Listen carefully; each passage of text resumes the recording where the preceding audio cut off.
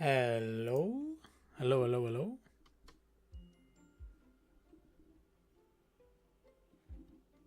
Hello? Cool. So, welcome back to another episode of AWS Cloud Quest Solutions Architect. In this one, I'm going to be showing you the DNS or playing through the DNS.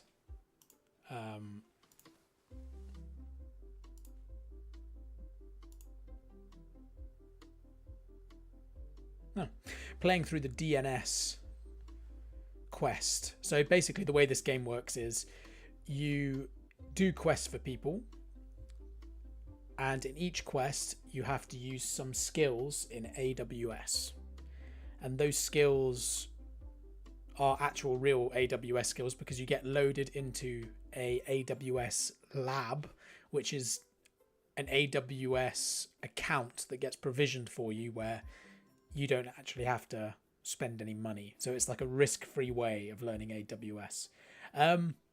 It's really good in some senses. I have had one bad experience and the game lacks story elements and RPG elements and stuff, but it does teach you AWS skills, and it's probably the most captivating way to learn AWS I've seen. So without further ado, welcome to the city newspaper. Thank you for answering my call.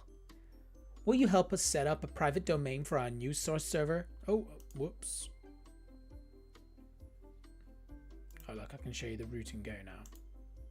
Whee.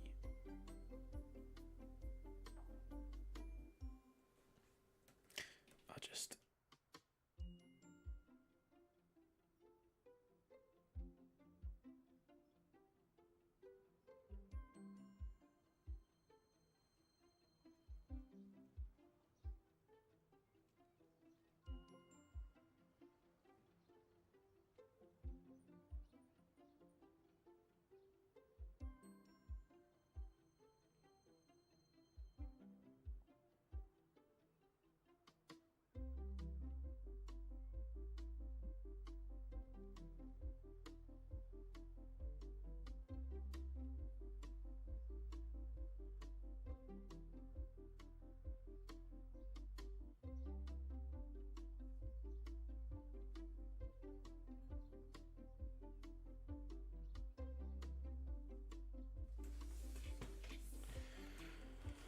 Okay. So.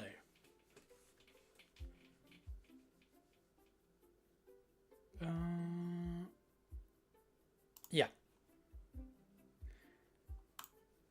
Sure, how can I help you today?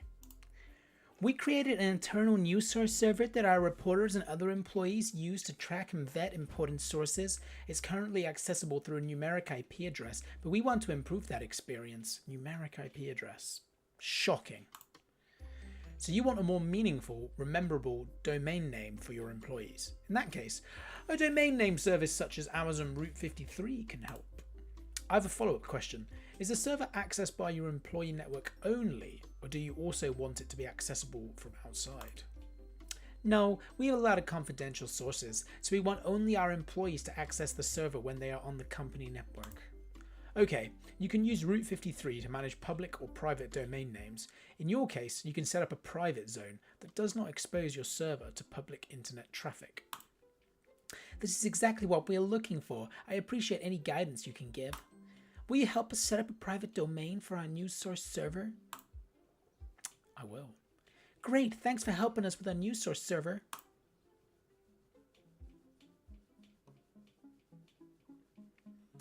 Okay, so this is the screen where you learn about the things that you're going to be using when you complete the little quest.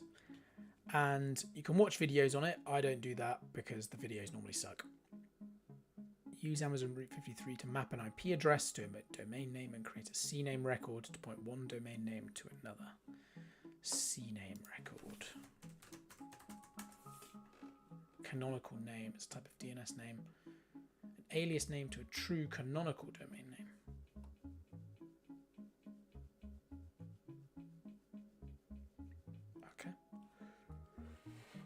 A DNS service such as Amazon Route 53 helps make the connection between domain names and IP addresses.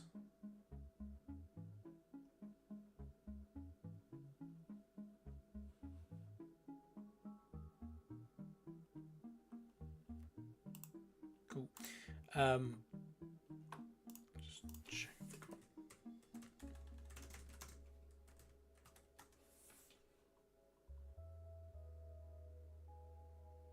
Yeah, so basically a domain name system is a naming database which holds internet domain names and maps them to IP addresses. And the reason it costs money to host a domain is because someone has to look after those databases and someone has to say, well, who owns what domain? Because if you say, oh, well, actually, you know, I don't know,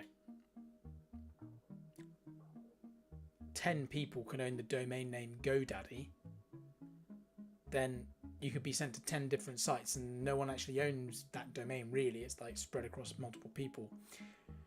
So having domain name registrars is the way you prevent that from happening. And Amazon Route 53 is what allows you to do that in AWS.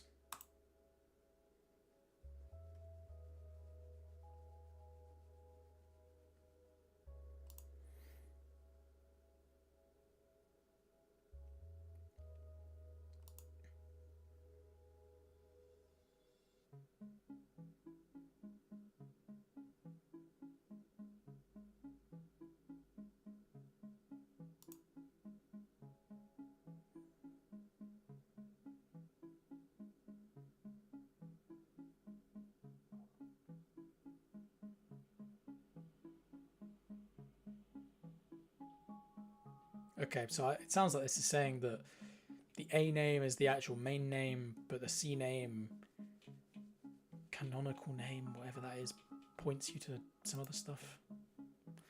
The A record is configured to map the IP address 10. Oh, I see. Oh, I see. So it's basically saying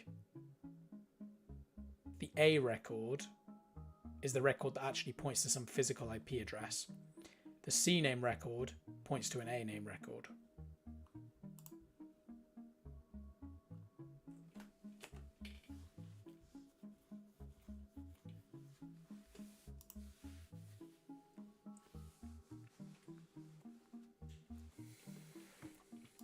Okay, cool.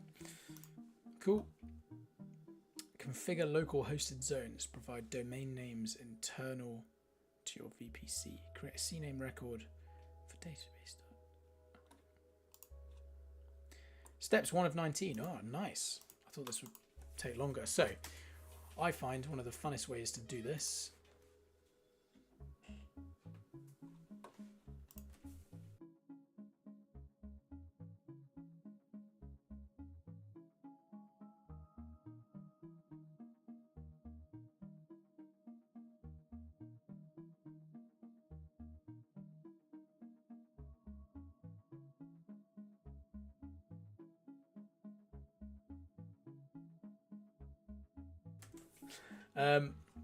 I find one of the best ways to do this is to make it more interesting by putting a timer on yourself. So you start the lab and it provisions it for you, and then you come in as an AWS lab user. And then you can set a timer for yourself and say, well, I have to try and beat this timer. So that adds a bit of like vital reason for trying to learn quickly, which makes it more interesting. And then the other thing you can do is you can track the number of consecutive steps that you manage without reading what the step is telling you to do. So you've got to try and predict what it wants you to do, anticipate it, which makes it slightly more fun as well, because you actually get something wrong and you get to correct yourself. You think about it more. Oftentimes though, like the actual steps they want you to do are non-obvious. So, okay, so we're looking at this, steps 1 of 19. If we think a minute a step, let's go with 15. It could be one of those ones where that's not possible because the DNS name server or something takes some time to send stuff somewhere or something. We'll see.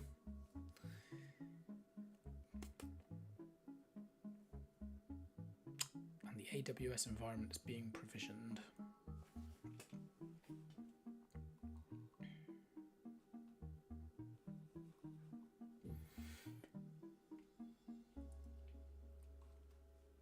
I'm just going to mute myself while I wait for this to work.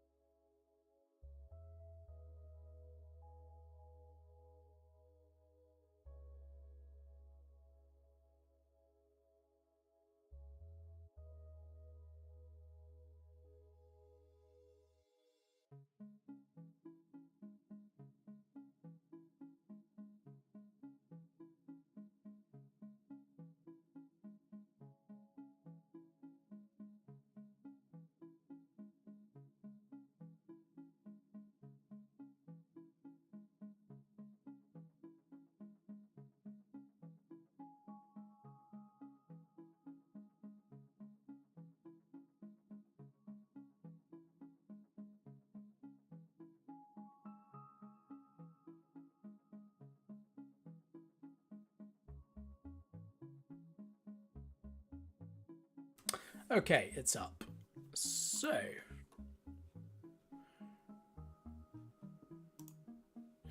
$15. Begin. Yeah. Whatever. Yeah. Yeah. So probably we've got to go to route 53.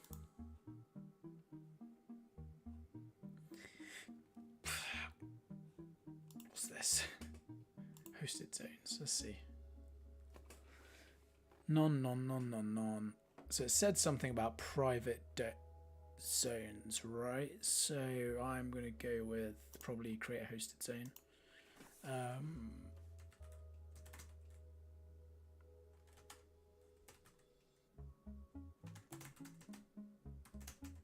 Eternalnews.com. Eternal news sources. Private hosted zone. Choose region. Everything seems to be done in North Virginia, so I'll go with that. Yep.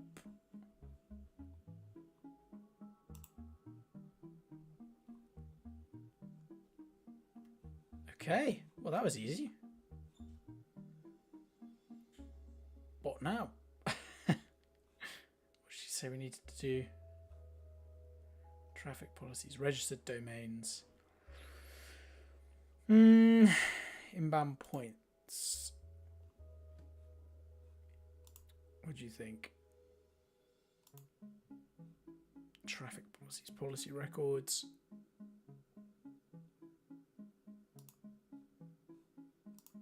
They probably want me to click on it or something. Edit. No. It's got to be this, right?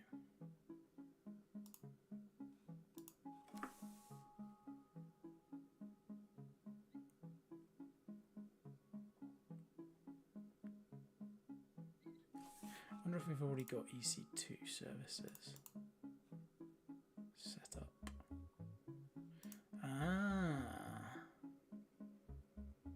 The Bastion server. So a Bastion server, in case you don't know, is like a server between your server between the outside world and your like private network server. So it's supposed to be there to really check what's supposed to be coming through and prevent it if necessary, like a bastion in a castle. That's got a public IP. This doesn't.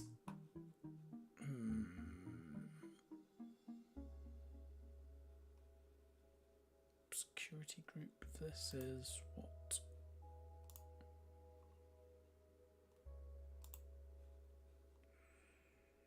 The security group is the set of rules that apply to outbound rules. The set of rules that apply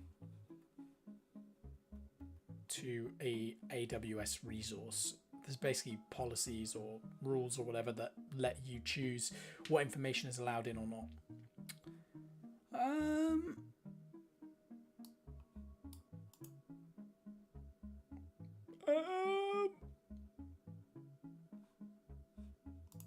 So it's allowed to speak to this one. Inbound rules, nothing. Do I want to add inbound rules to say anywhere from the public or something? Or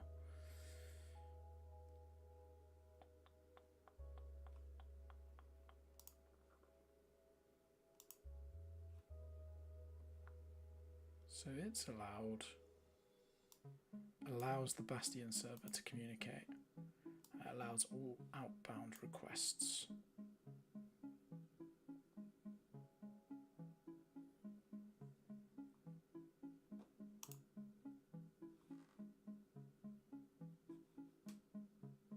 Okay, I'm just going to go through. Yeah. Did that, that's 2. Click the provided ID.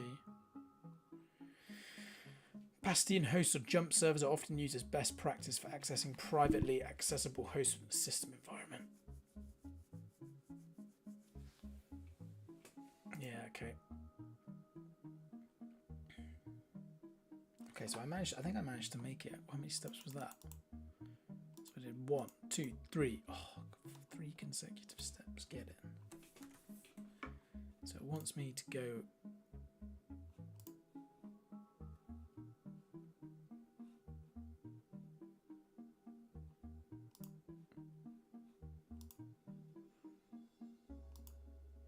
Wants me to go on here. And then copy that. Hang on to it, okay?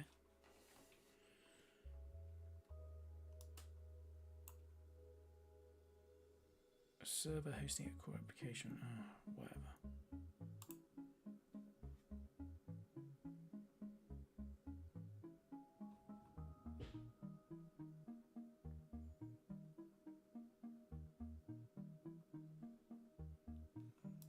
Right, so they want me to connect to the Bastion.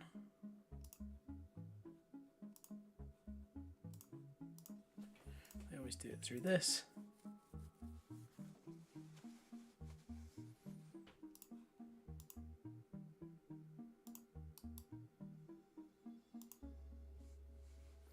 To ping your internal server. Right.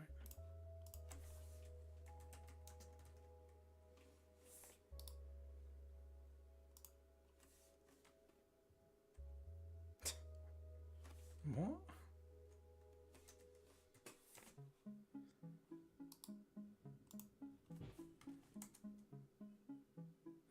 Yeah, that works fine.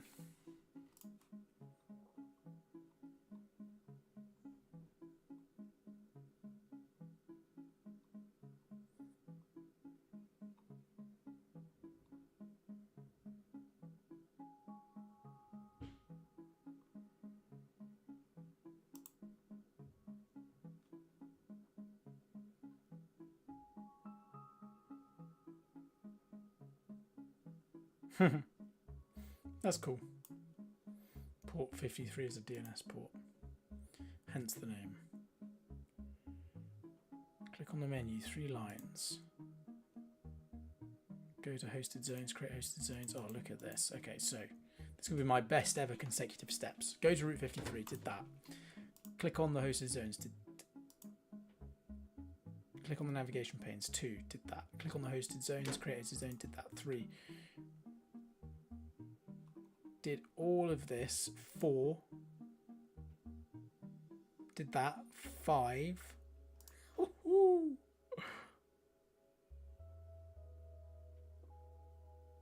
5. 5 consecutive steps. Beautiful.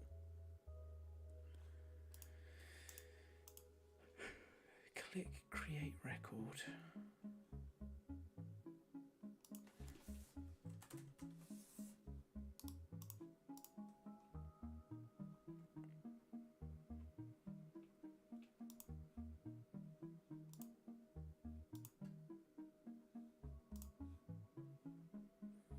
So what did they have? Database or something?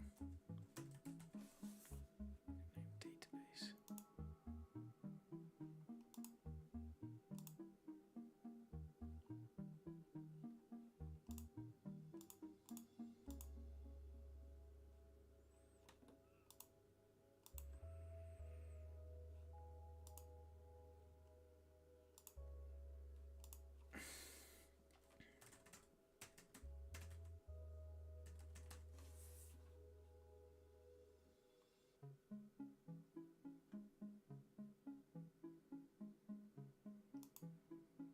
Let's try that.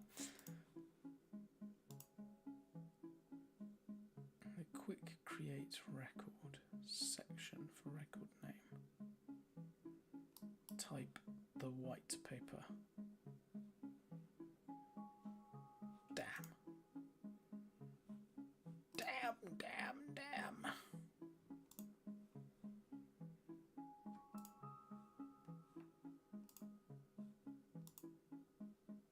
How'd you delete one? Oh, there you go.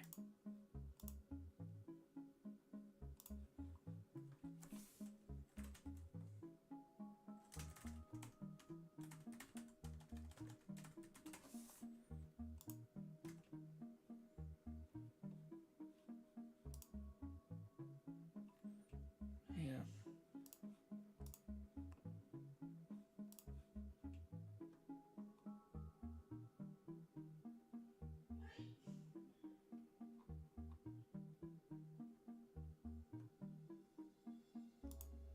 Time to live. I'm going to write that down in my list of flashcards.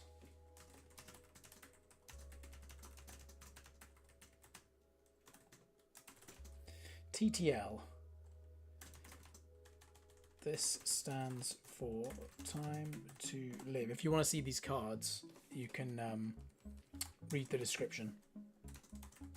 It's the time a request made by a client is given to live before it's automatically killed after it starts trying to find the correct IP address / web location to go to.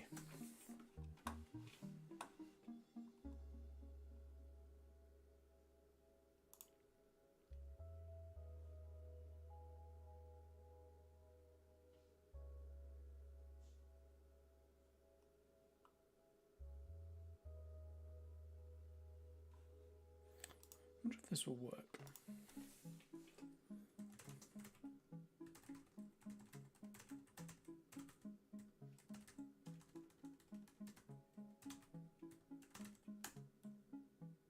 No. What?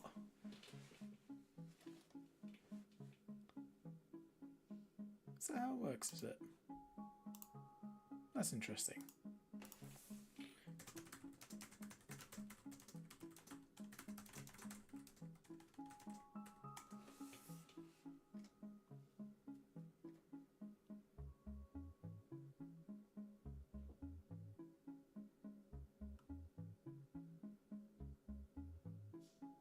So have DNS domain names that resolve to private IP addresses in your VPC.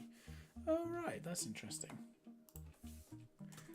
So what is a private hosted zone on AWS Route 53?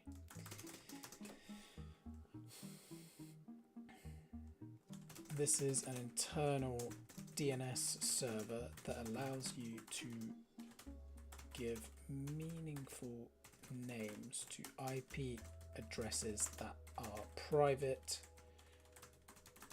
to your VPC.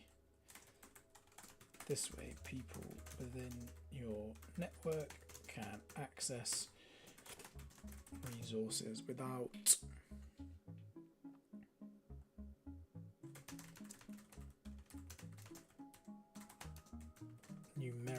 without having to remember numeric addresses. It doesn't cost as much as hosting a real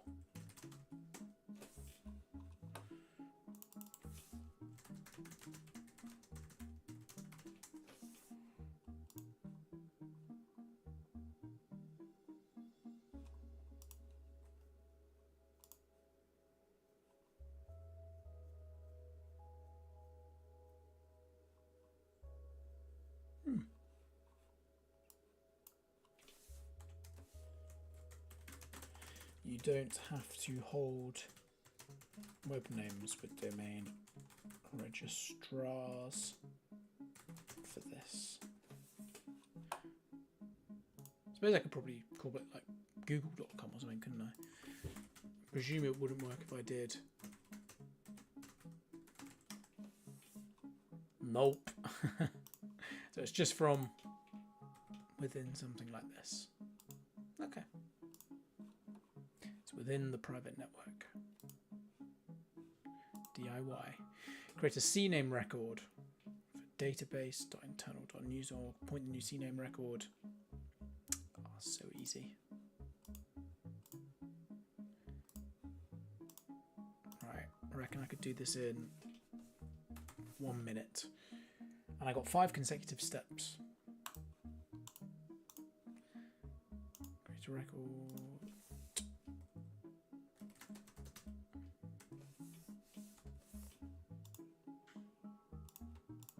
Where does it say I want it to go?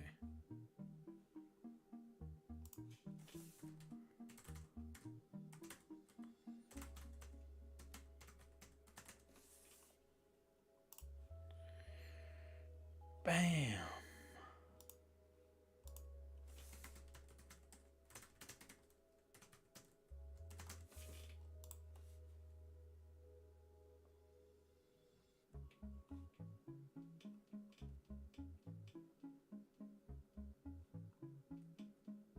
Oh no!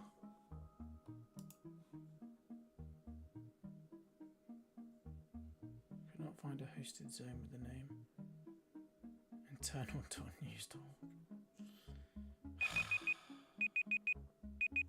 Yeah, because I didn't call it that.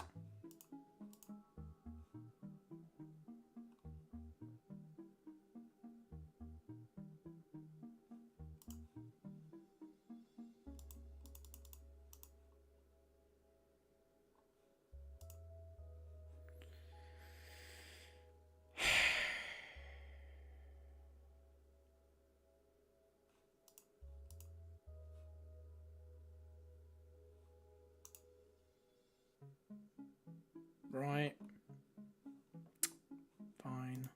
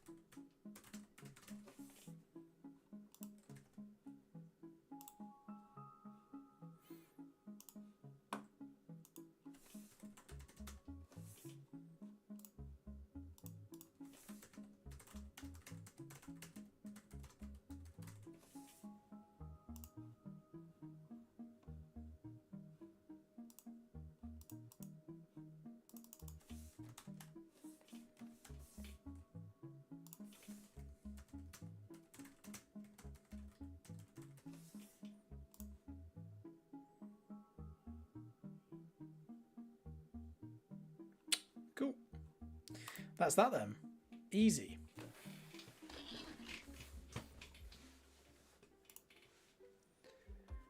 Great job with the setup. Now choose a reward. The rewards all suck. So I'm going to go with... that's crap. That one. That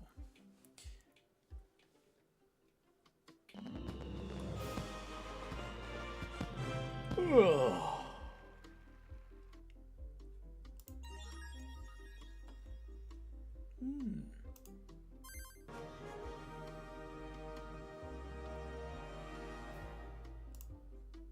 Actually, that was quite good. Okay.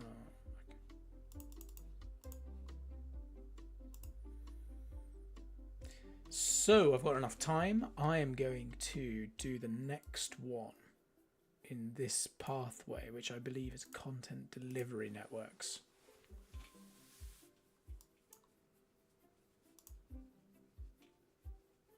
Yep. So welcome to AWS Cloud Quest Solutions Architect. I just finished an episode on DNS, and the next one is working with content delivery networks. In case you don't know, content delivery networks, or CDNs as they're commonly called, are basically methods that large internet companies use to get information closer to users.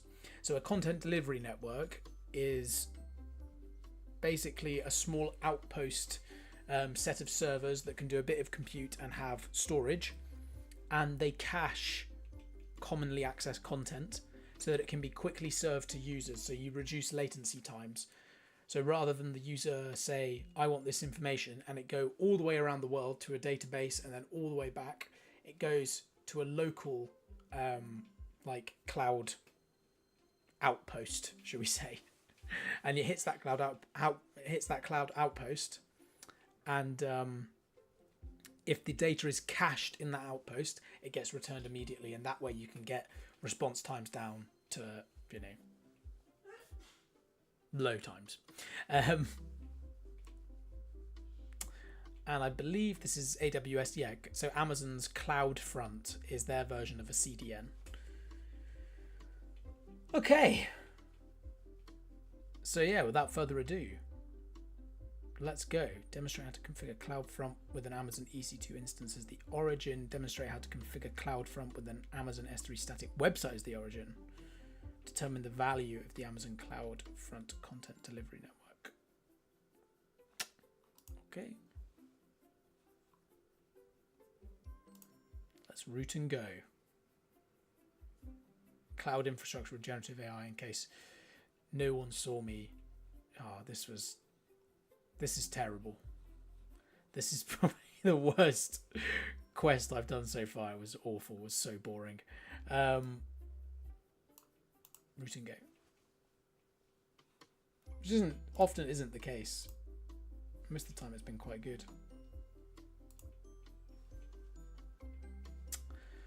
Hi there. Welcome to the offices of the city's best game development team. We're the creators of some of your favorite games. I love your games. How can I help? We recently had some complaints about loading. Actually, what does he look like? He would sound like. Yeah, we recently had some complaints about the loading times. No. It's got grey hair.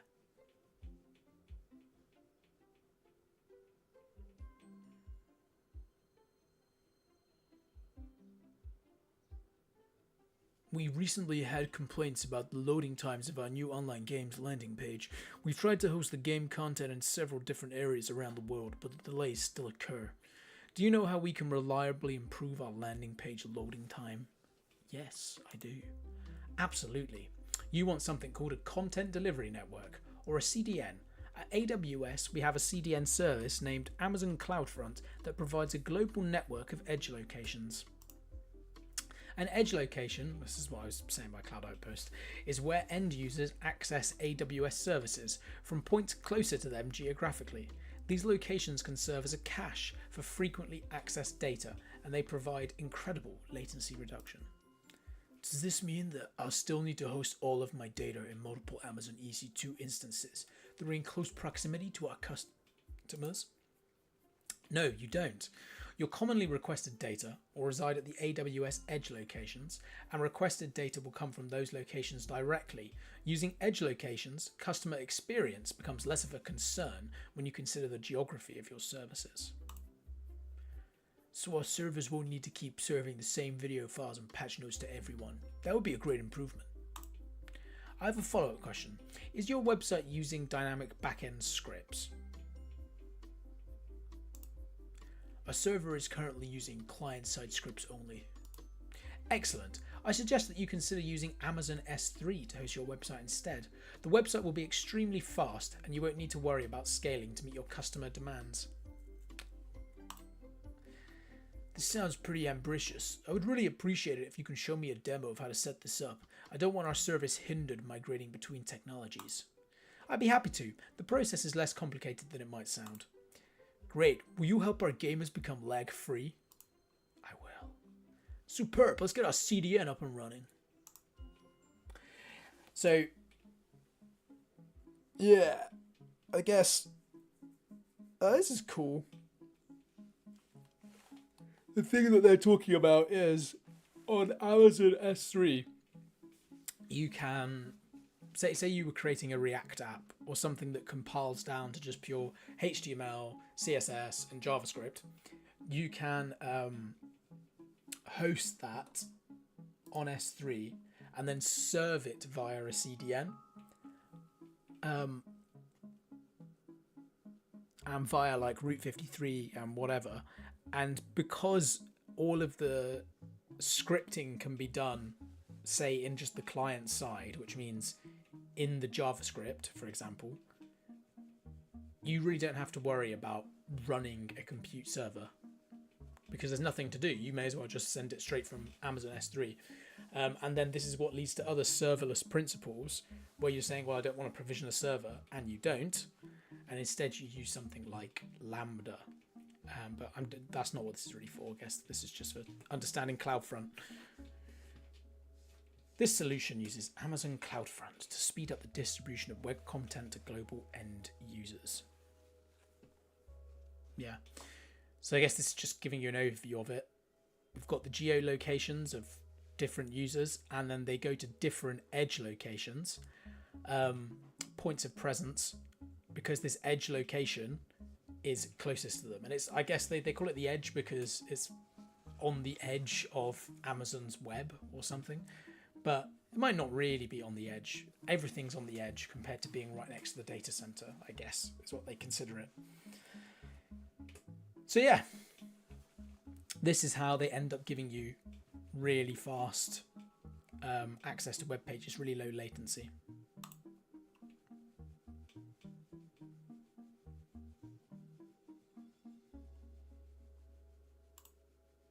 But yeah, so basically, again, this is just the setup of how these things work. First you learn, then you plan, then you complete a task, and then you do a DIY, do it yourself. They're normally very easy. The learning part, you can go through the video concepts, but I think they suck, so I never do. Only 400. That's interesting.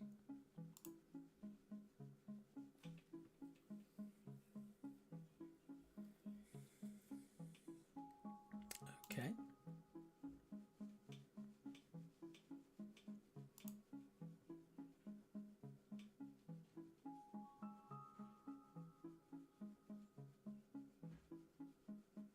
Okay, so it's basically saying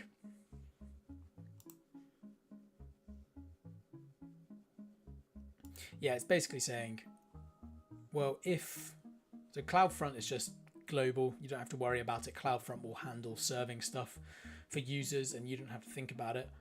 But if CloudFront can't find things, if information requested by a user isn't already there, it will go to Amazon S3, it will go to an EC2 instance, and it will find the information and put it into the edge location so that if it's requested again, it can just serve it back straight away.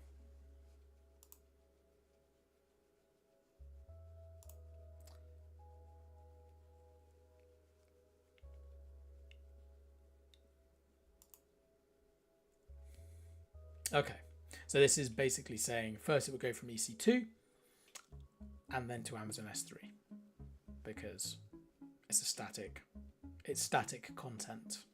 It doesn't have to be dynamically created. So you may as well use S3 because it's cheaper. Requires no compute, I think. So the practice lab goals: set up a content delivery network using a Amazon CloudFront, configure an Amazon EC2 instance as the origin, configure an Amazon S3 hosted website as the origin, reconfigure a CloudFront distribution to use an Amazon S3 website as the origin. I already know how to do that, so that should be a few consecutive steps. Best consecutive steps so far ever is 5, and that was in the last one on DNS. Let's see how far I can get on this one.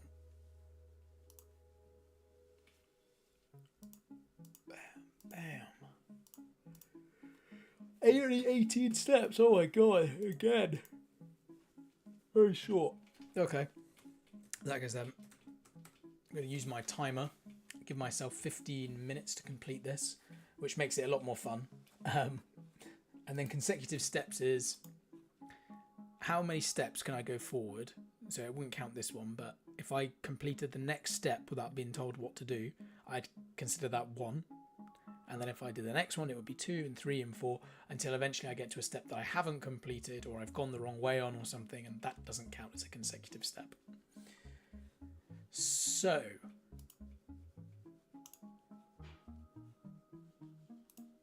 $50 minutes, go. Oh, it's getting dark here.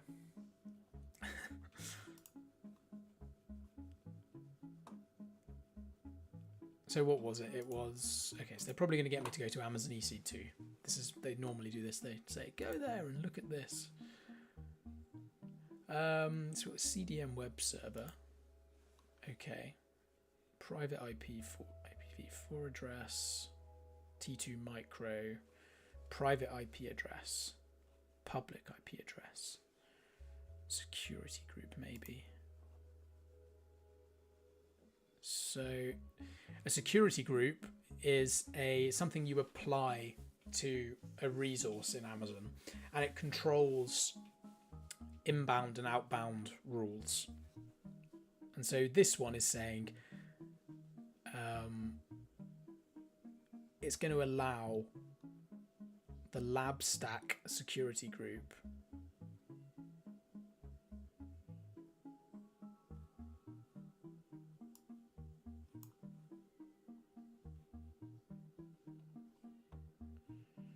security. Okay, so it's this one.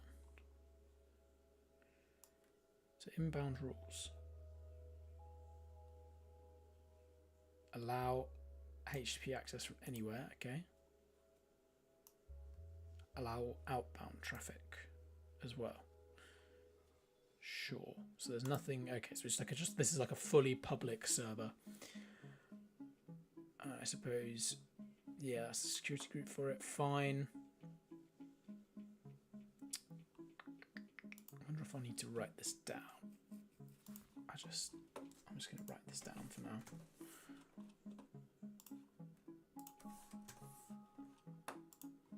And then maybe if I go to CloudFront,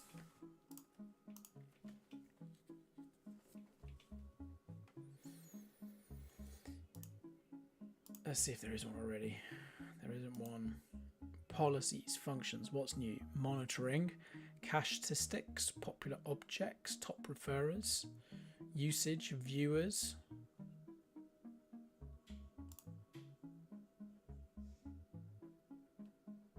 Huh. So I guess this is to show you who's using your website or the edge location that's pinging you the most, maybe. Anyway, does it say create a CloudFront distribution? Set up a content delivery network. Configure an EC2 instance as the origin.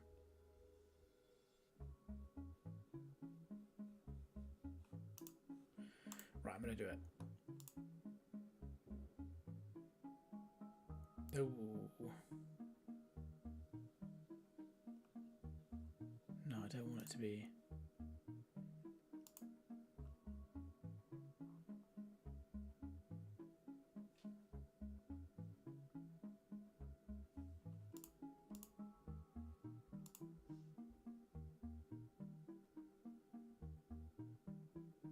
Enter your origins domain name. It's got to be like this, right?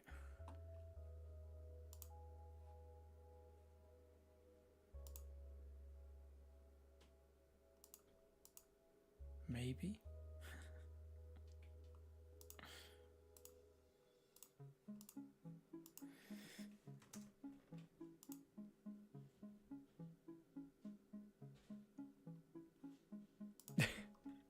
What does it say?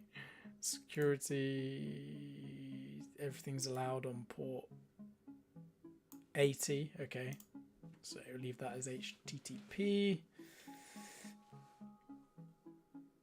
Enable origin shield, no. Path pattern, default cache behavior.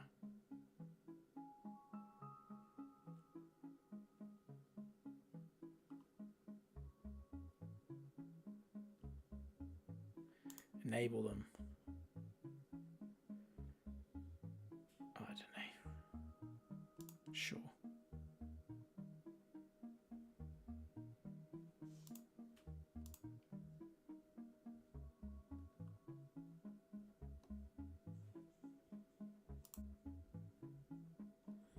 Okay, I'm lost. I shall now fall back. So I wasted 5 minutes. Let's see. Search EC2. Yep, always gets you to do this. So that's 1. On the left pane, kick instances, and the instances choose the checkbox to select the CDN web server. On the details tab under public, copy and paste that. We'll use it later. Did that. Instance section under status, check that it's 2 for 2. Yep. So they want me to. They wanted me to come here. Bam. See it work.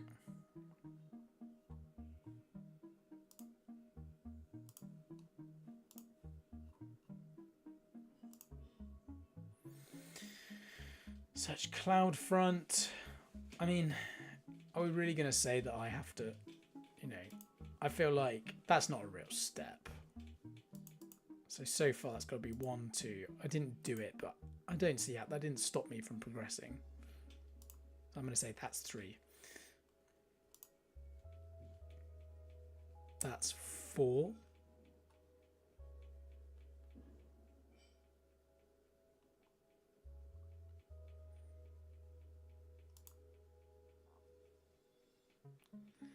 In the origin section, paste the DNS address. Doing this may set protocol. If this happens, change it back to HTTP only. That would be 5. Oh, okay. Consecutive steps 5. I equaled my best ever. So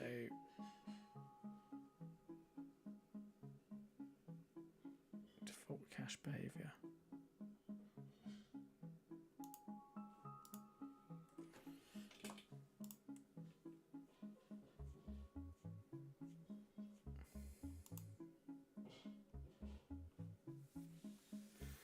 Scroll down to the web application firewall setting.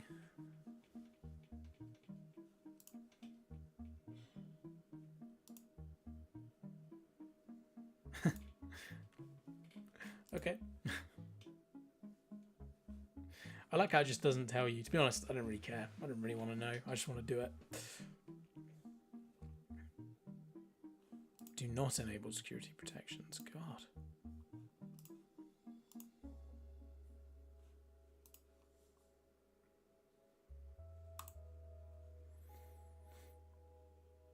I wonder what the legacy cache policy is.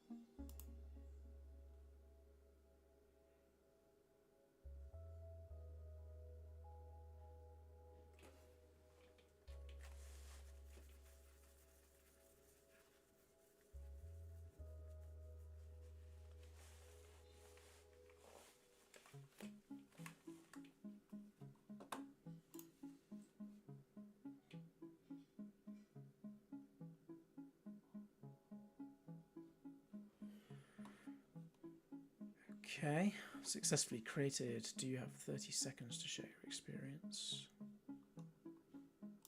Origins. So I guess maybe I could also choose an origin as, I don't know which one it would be though.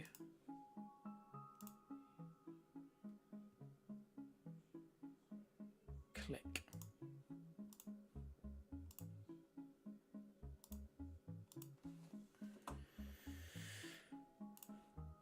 Okay, got that saved.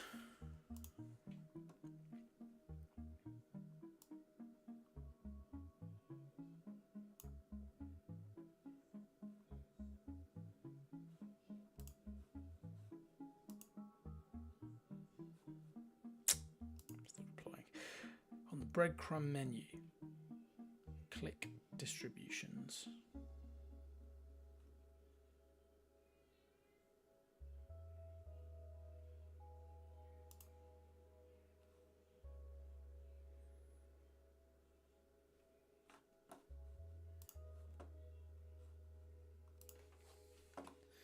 Let's look up what is the legacy cache policy of AWS.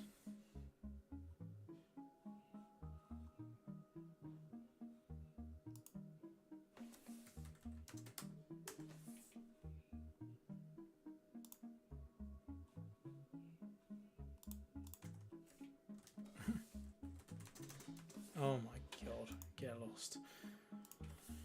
Ping.com.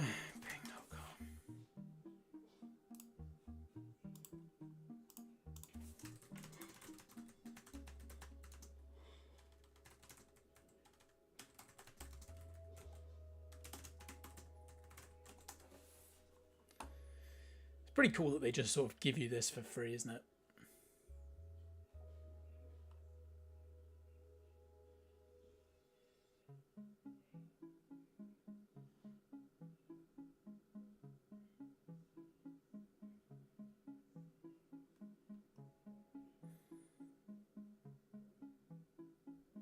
Yeah, I don't know what that's really saying, to be honest. It's what is the legacy cache policy in AWS? It's a cache policy that lets you not worry about defining a cache policy. Presumably, it's a standard set of rules that AWS put together earlier in its time as a DNS/CDN provider. Don't know, to be honest. If you read that card, sorry.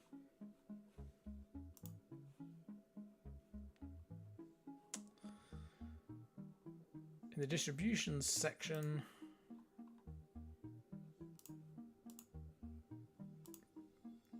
click this. Huh? Wait for a few minutes, then review.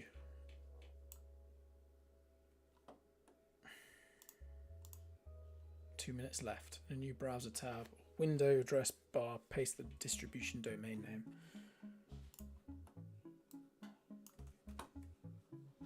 Let's see if it's faster.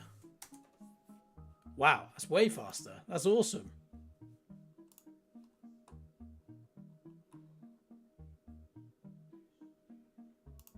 Cool. Navigate to the Amazon S3 console. Okay.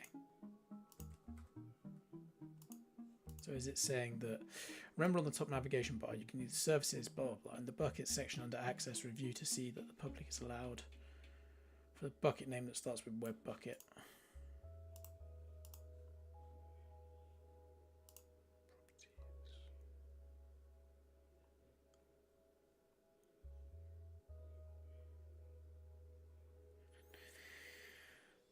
Requester pays.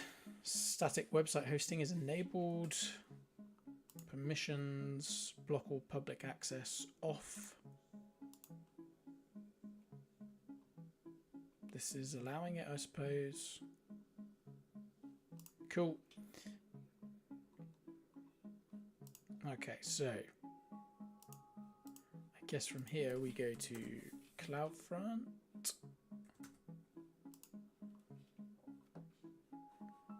And then we go here.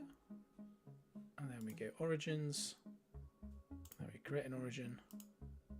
Choose the web bucket. Don't do that just yet.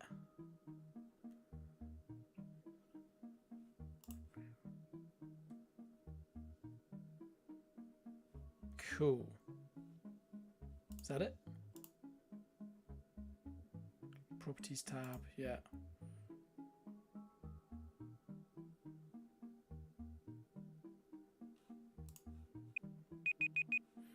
Failed. Close though.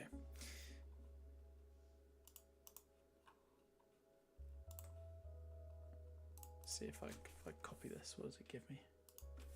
Yeah, it gives me the same thing. Cool.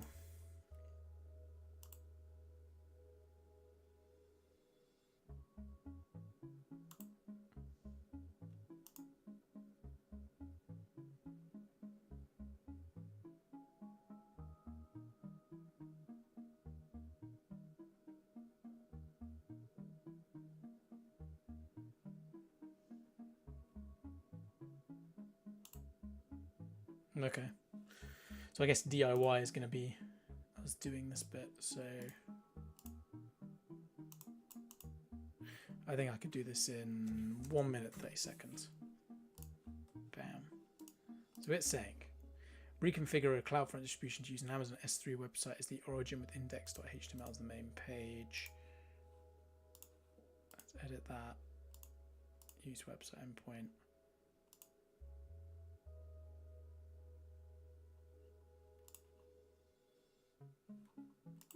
Let's just see if that works.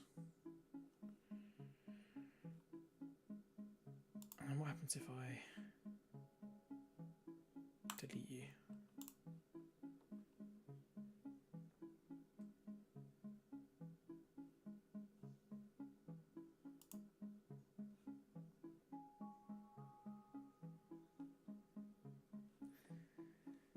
Okay. Well, loads quickly.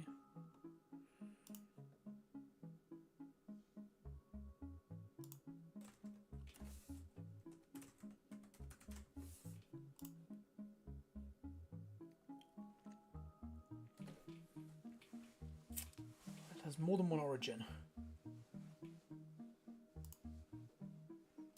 So does that mean they want me to delete you and then change this?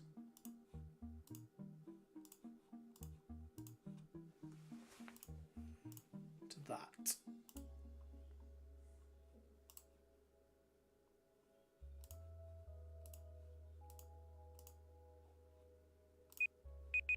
Yeah, thank you.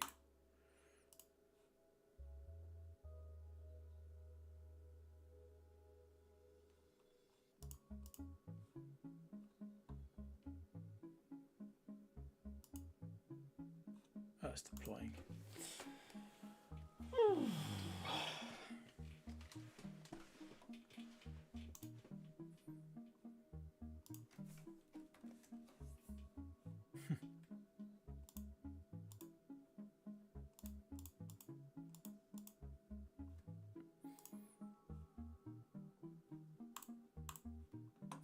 How long is this going to take?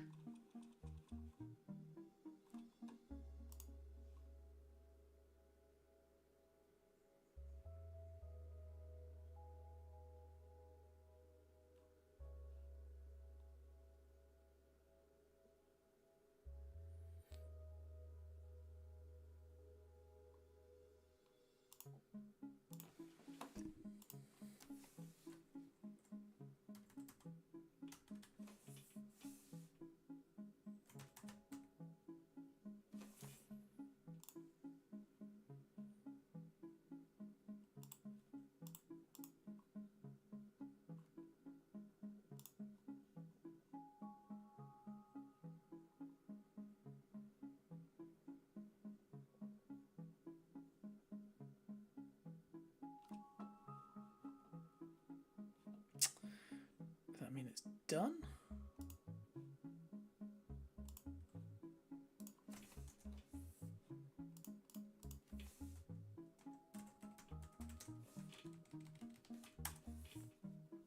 Hey. Come on.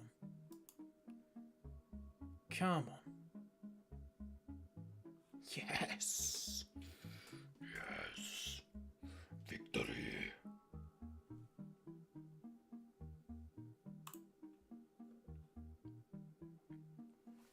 Okay, that was actually way easier than I thought it would be. Time to collect my rewards. Thank you for your solution. Choose a reward. Oh, wow. I mean, it's no contest, right? That's awesome.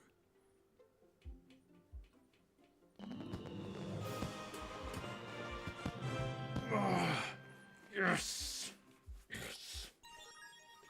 Leveled up, level 26. Come on, baby. Oh, build a level 10. I really like that one. I thought that was really good. We'll give additional feedback, but I don't know if it makes much difference. Okay.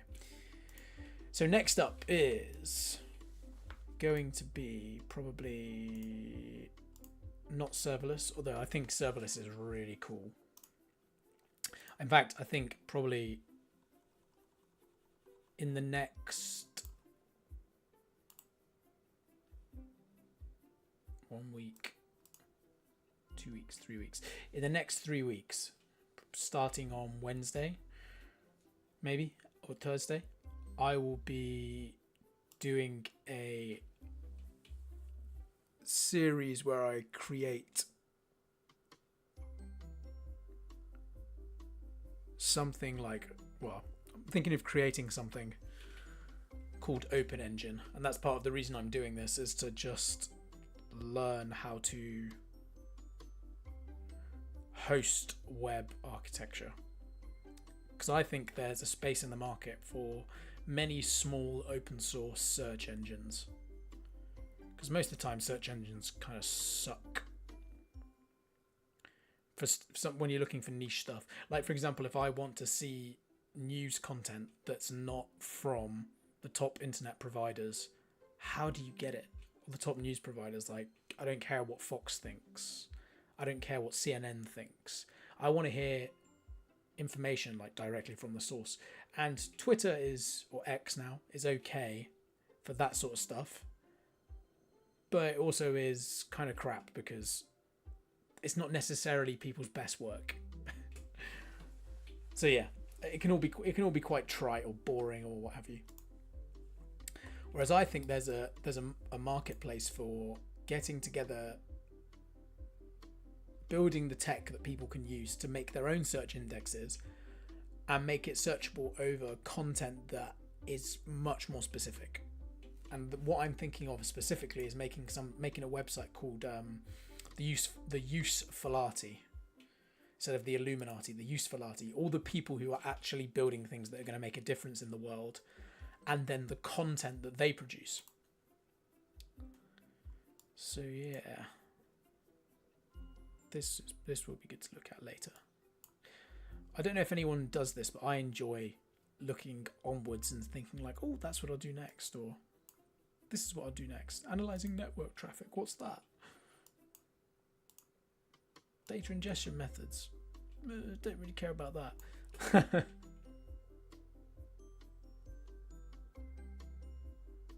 I mean, maybe. I mean, it's okay. Is it? I don't know. I don't really care that much about data ingestion. File systems in the cloud coming soon. Oh, right.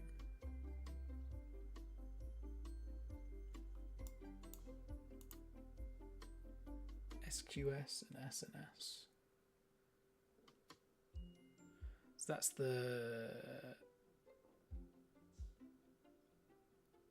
something queue service and the something service.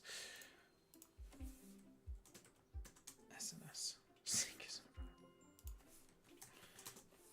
Simple notification service.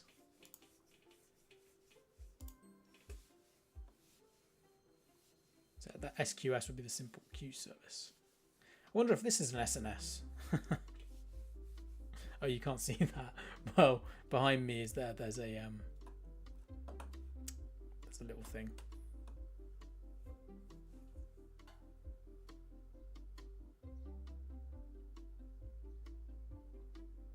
Yeah, this is cool.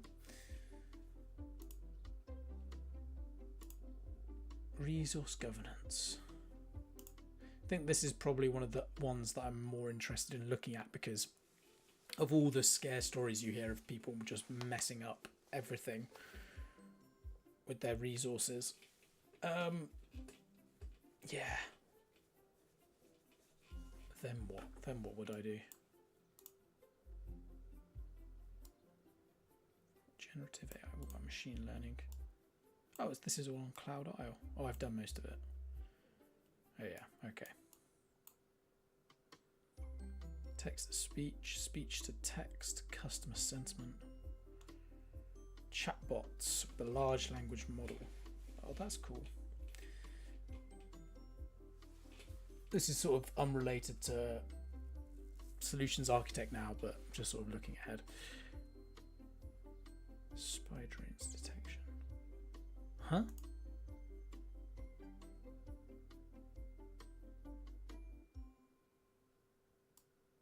Oh, right, okay.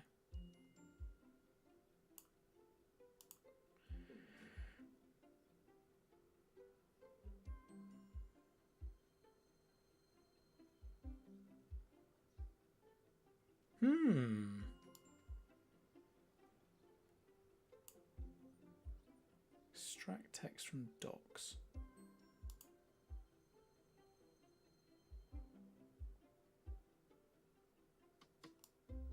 That's cool.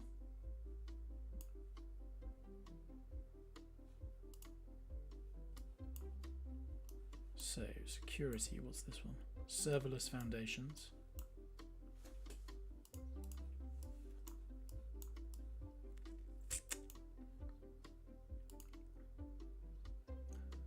Identity and access management, security policies, Lambda security.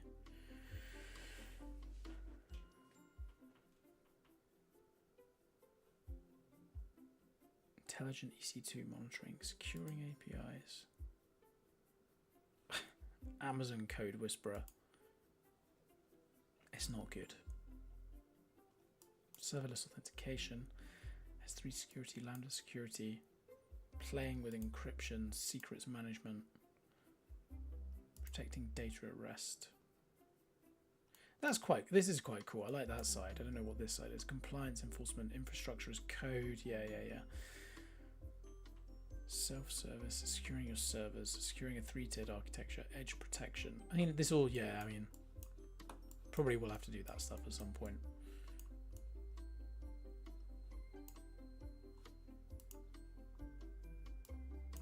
And networking, actually.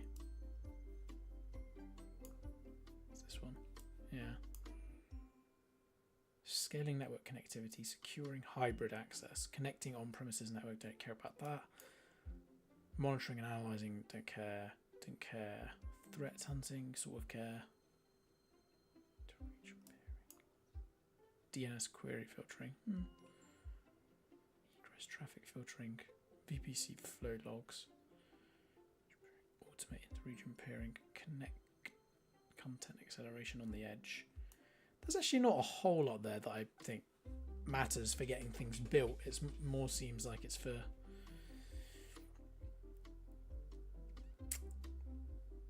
troubleshooting issues when things that you've built go wrong, and then finding ways to fight the issues. Serverless isn't a lot of them, isn't it? Data analytics, data lakes, querying the data lake, federated queries, population catalog. I have to say I'm not massively interested in this, but maybe I am a data scientist as well as being a full stack engineer means being everything. But yeah, this could be interesting. I'll give it a go. Why not?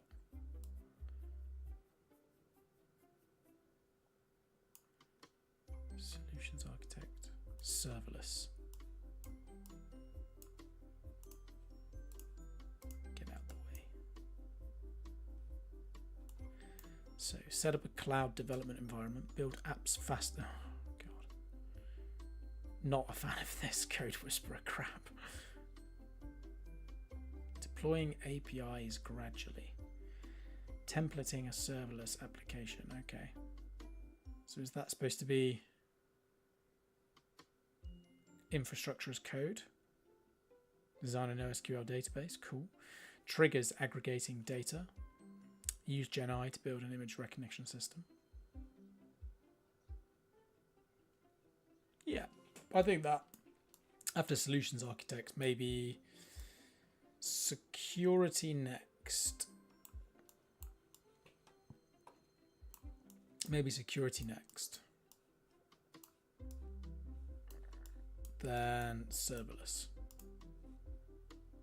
Yeah. Okay. That's going to be the progress. And then also soon there will be content delivered on Docker.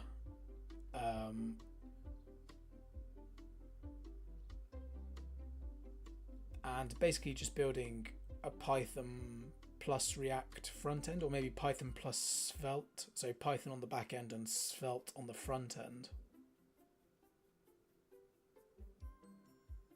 Probably. To make a web server or something. Okay, cool. Have a good one.